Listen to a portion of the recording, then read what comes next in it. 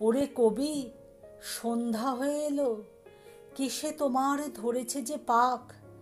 বসে বসে ঊর্ধ্বপানে চেয়ে শুনতেছ কি পরকালের ডাক? কবি কহে, সন্ধ্যা হলো বটে, শুনছি বসে লয়ে শ্রান্ত দেহ।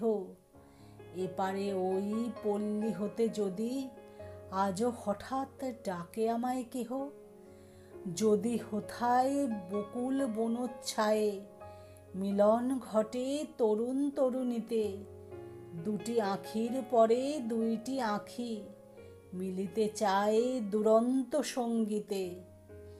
কে তাহাদের মনের কথা লয়ে বীণার তারে তুলবে প্রতিধ্বনি? আমি যদি ভবের কূলে বসে পরকালের ভালো মন্দই গণি। সন্ধ্যা তারা উঠে অস্তে গেল, চিতা নিবে এলো নদীর ধারে। কৃষ্ণপক্ষে হলুদ বর্ণ চাঁদ দেখা দিল বনের একটি পারে। শৃগাল সভা ডাকে ঊর্ধ্ব রবে পোড়ো বাড়ির শূন্য আঙিনাতে।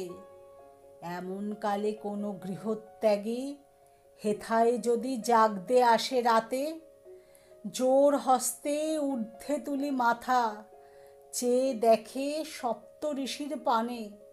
প্রাণের কূলে আঘাত করে ধীরে সুপ্তি সাগর শব্দবিহীন গানে। ত্রিভুবনের গোপন কথাখানি কে জাগিয়ে তুলবে তাহার মনে? আমি যদি আমার মুক্তি নিয়ে যুক্তি করি আপন গৃহকোণে। কেশে আমার পাক ধরেছে বটে, তাহার পানে নজর এত কেন? পাড়ায় যত ছেলে এবং বুড়ো সবার আমি এক বয়সী যেন। ওষ্ঠে কারো সরল সাদা হাসি, কারো হাসি আঁখির কোণে কোণে। কারো অশ্রু উছলে পড়ে যায়, কারো অশ্রু শুকায় মনে মনে।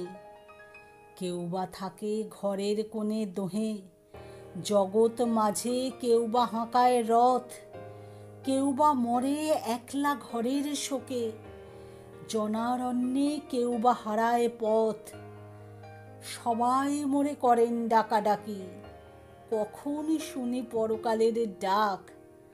সবার আমি সমান বয়সী যে, চুলে আমার যত ধরুক পাক।